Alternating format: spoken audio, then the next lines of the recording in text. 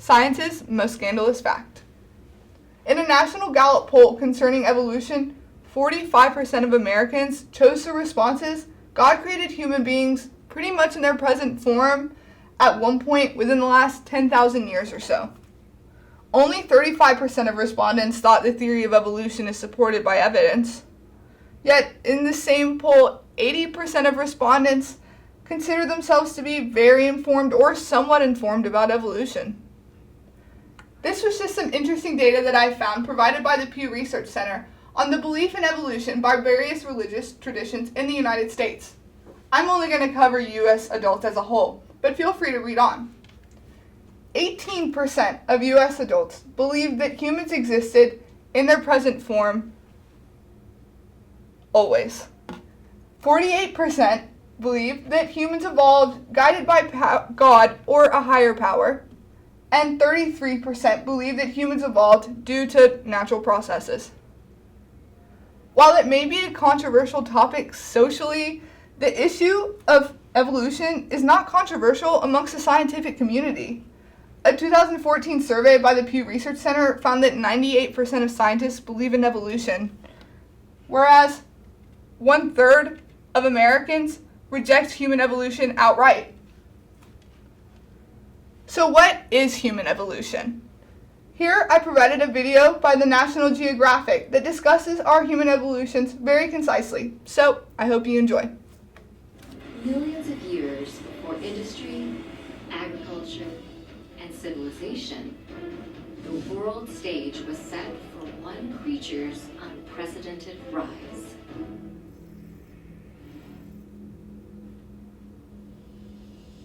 The story of humanity's evolution began about 7 million years ago, when the human lineage broke away from that of chimpanzees. Over time, an ensemble cast of over 20 early human species, or hominins, came to the fore. Most became extinct, while others might have been ancestors to today's humans. Each species exhibited varying degrees of human-like physical and behavioral traits, such as large brains, small teeth, bipedality, and tool use. These hominins fell into 3 major groups: early hominins, Australopithecines, and Homo genus. Humanity's earliest relatives lived between 7 and 4.4 million years ago in Africa. Having most recently shared a common ancestor with chimpanzees, they had many ape-like traits, such as a small cranial capacity. However, fossils show that some ancient hominins were also beginning to show human-like characteristics, such as small canines that were likely used more for eating and not for hunting or fighting. The next phase of hominin evolution involved primates called Australopithecines.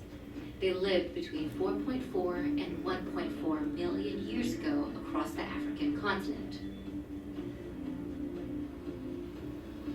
Like their ancient brethren, Australopithecines had some ape-like traits. However, changes in the skull, spine, and legs indicate a notable shift toward a very human-like trait, consistent bipedal locomotion. The third and current phase of human evolution involves members of the genus Homo.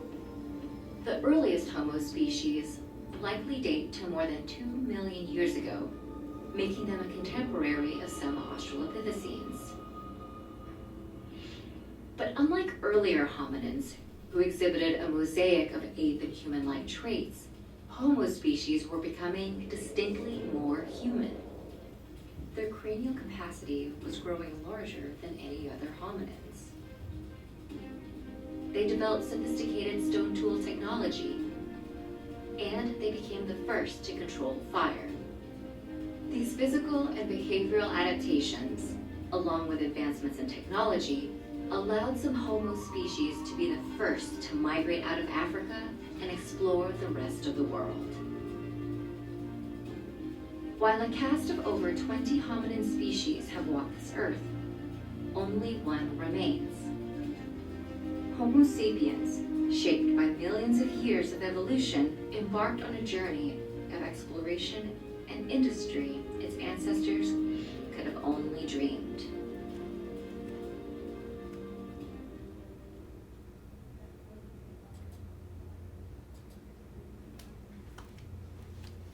Now that we've discussed what is evolution, I think it's important to also discuss what isn't evolution. The first of which being creationism or creation science. Creation scientists argue that science can confirm the account of creation as given literally in the Bible. And intelligent design. Intelligent design holds that certain features of the universe and of living things are best explained by an intelligent cause, not an undirected process such as natural selection. According to a 2007 national survey of biology teachers, 13% outright endorse creationism or intelligent design in the classroom. 21% lend credence to creationism or intelligent design as a valid alternative to evolution. And 22.4% spend at least 1 hour of instructional time unconstitutionally teaching these non-scientific topics. What are some of the challenges of teaching evolution? Some of the most common obstacles fall into 3 main categories. First, misunderstandings about the nature of science.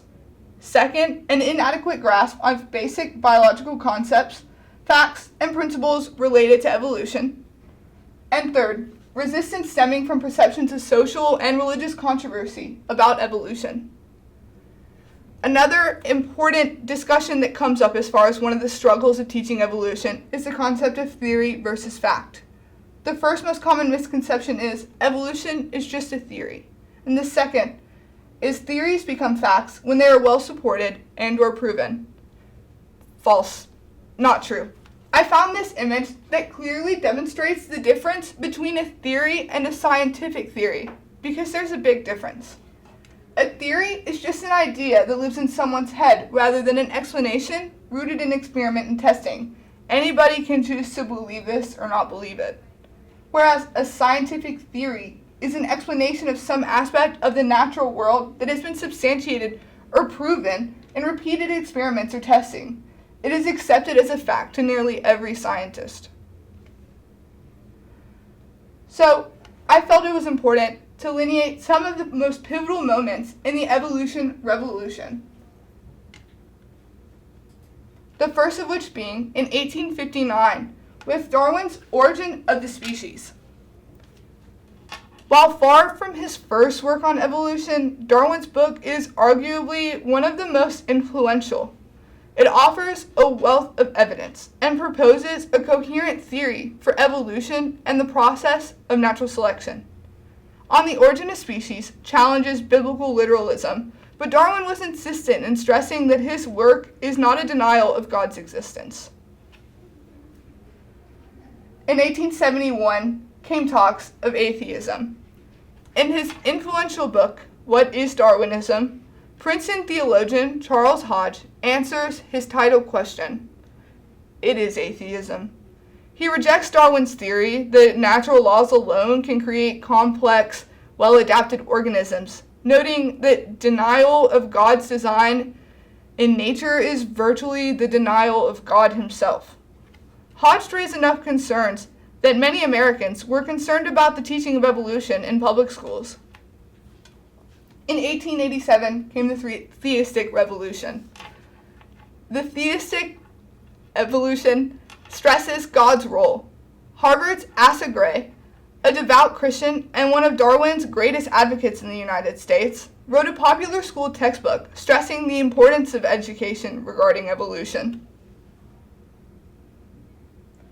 From 1900 to 1920, public schools in the U.S. expanded substantially.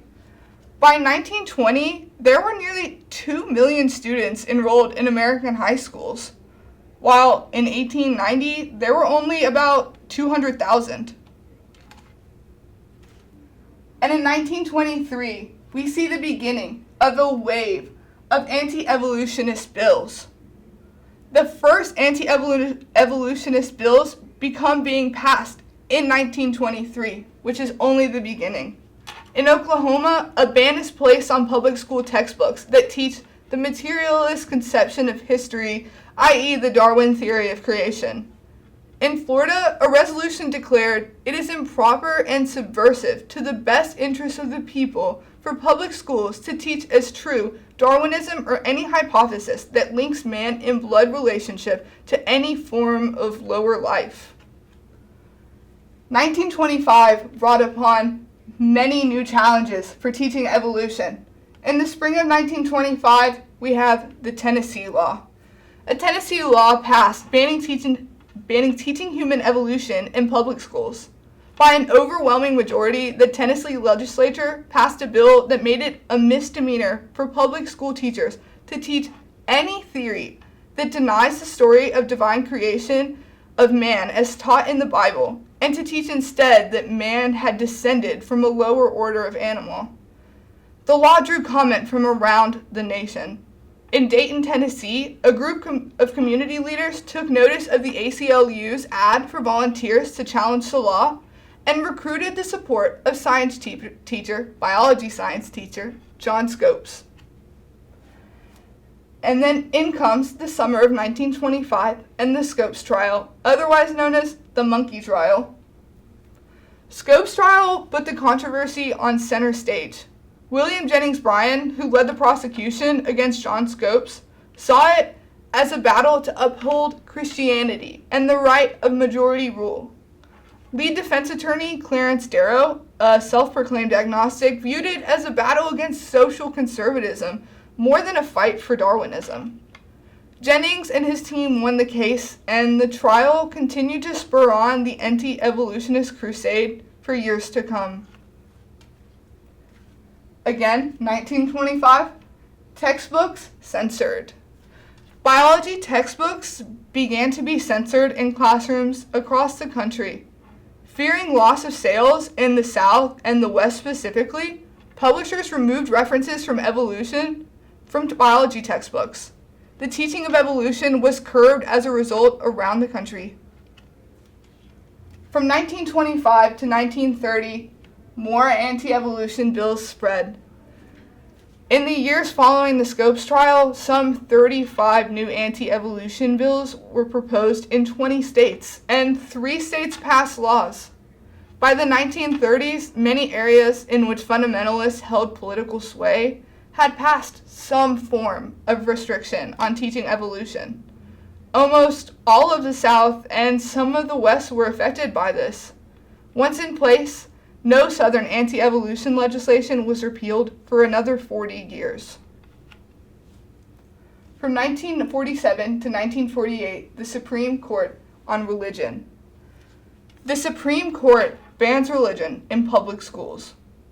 In 1947, the Supreme Court ruled that neither a state nor the federal government can pass laws which aid one religion, aid all religions, or prefer one religion over another. A subsequent case in 1948, McCollum v. Board of Education, banned religious instruction in public schools altogether. In 1968, the Supreme Court on evolution. In 1968, the Supreme Court struck down another law against evolution. This time, in Little Rock, Arkansas, the state teachers organization launched Epperson v. Arkansas. The case eventually reached the Supreme Court, which ruled the Arkansas law unconstitutional.